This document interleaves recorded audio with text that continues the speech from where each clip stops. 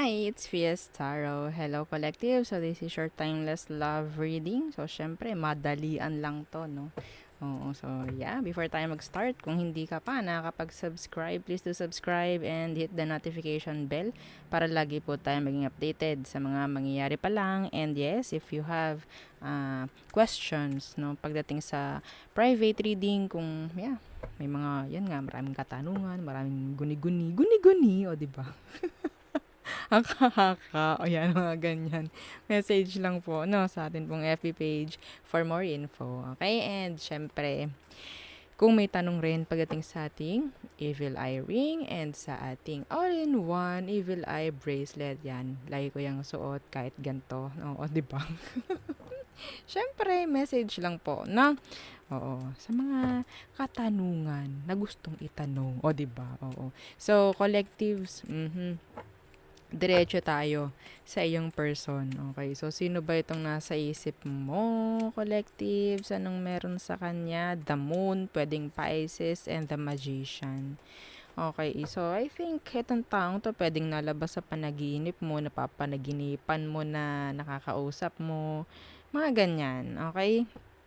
Or parang minamanifest na magkaroon kayo ng ugnayan, parang ganyan, vice versa, okay? Excuse me. May pagtatago. Yan, na ginagawa itong taong to. Pero, they are manifesting you eh. Okay? Yung iba sa kanila talagang gumagawa ng alam mo na, spells. Okay? Gusto ka niya, actually, pero nakatago lang. Anong meron sa sitwasyon? Ba't ako nabubulol? Anong meron sa sitwasyon? Yeah, the Four of Wands universe. So, pwedeng hindi kayo magkarelasyon ng taong to or nagkaroon ng breakup or separation. Yeah, the Two of Wands. Dahil sa isang maling pagdedesisyon. Siguro, okay, may pagpili, confusion, yan, mga ganyan. Okay? Itong taong to, sabihin nating nagdadalawang isip. Okay? Sa kung anong meron kayo sa sitwasyon. Sa mga gagawin, sa mga gagawing aksyon, sa mga sasabihin. May pagdadalawang isip siya dyan in general. So, ito po ay madali lamang na reading. Okay? So, tingnan natin. Ano ba ang emosyon talaga niya sa'yo? The Ace of Pentacles. So, talagang gusto niya ng another chance or ng relationship with you. A long-term one. Okay, a long-term one. Yeah, the Five of Wands. Pero feeling niya, yun nga, ang daming problem or ang daming struggles. Parang ganyan. Mahirap sa kanya na mag-open up rin or magsabi. Okay? And hindi ko malaman. Pwede kasing hindi lang siya yung nagkakagusto sa'yo. Pwedeng marami. Yes, ay wow, gwapo. Ay wow, ang ganda. Oo, maraming gusto eh, na makarelasyon ka, makakonect ka. Yes. Pero, yun nga, attracted sa'yo tong taong to, gagawa to ng effort. Parang ganyan. May pagdadalawang isip nga lang. Hindi ko alam. Baka ayaw niya nang mahirapan siya. I don't know. Okay. Ano ba ang next action niya towards you? The King of Coins and the Eight of Cups. Talagang paglalaban ka nito. Yes. Talagang igagaod ka. Di ba? Igagaod. Effortan ka niya. Oo, effortan. Hindi ka lalayuan nito kung sino man to. Okay?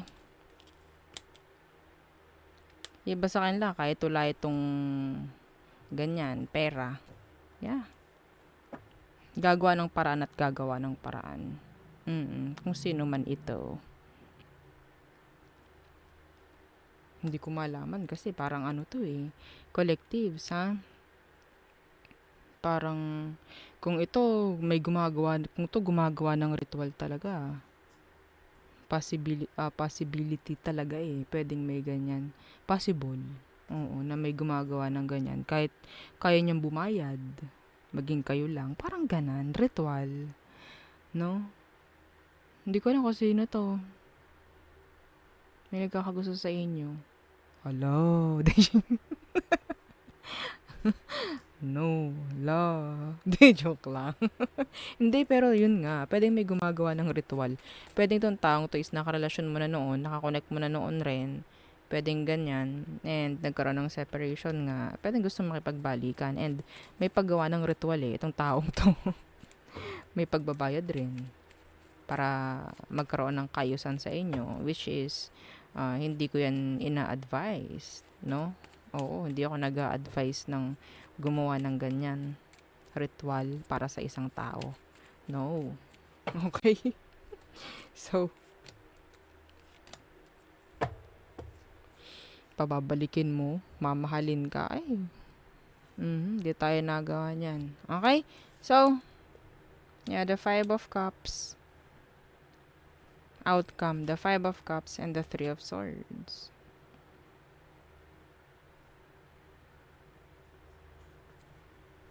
The Wheel of Fortune. Advice / outcome. Pwede kasing may masaktan rito. Kasi nga, yun nga eh. Parang finorced lang. Okay?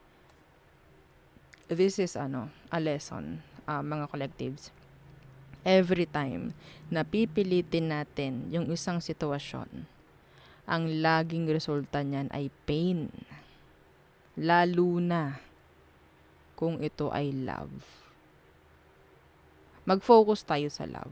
Kung pipilitin natin ang love, gagawa ka ng ganyan, ganito, babayad ka para mahalin. Ito, talagang it will bite your ass in the end. It will. Okay? Kung ikaw ang nagagawa nito. Kung ikaw ang gumagawa ng pagpaparitwal, no? Pero yeah, it's up to you kung gusto nyo pa rin yan. Kayo naman ang bumabayad niyan, 'di ba, sa mga naggagawa. 'Di ba? Pero no, I'm not doing any ganyan. Oo. So, yeah. Okay? Mahirap 'to. Kasi kapag nga pinilit mo yung hindi dapat, may pain in the end. Kasi parang load yan, nag-e-expired. Trust me, nag-e-expired. And, syempre, hindi yan, what? Hindi yan, yung totoong nararamdaman ng tao, hindi hindi totoo. Hindi genuine. Okay? Ginawa lang. Phoenix lang or pinilit lang. Okay? So, avoid nyo yung ganan. Dito pa lang, sa umpisa pa lang, meron ng gumagawa.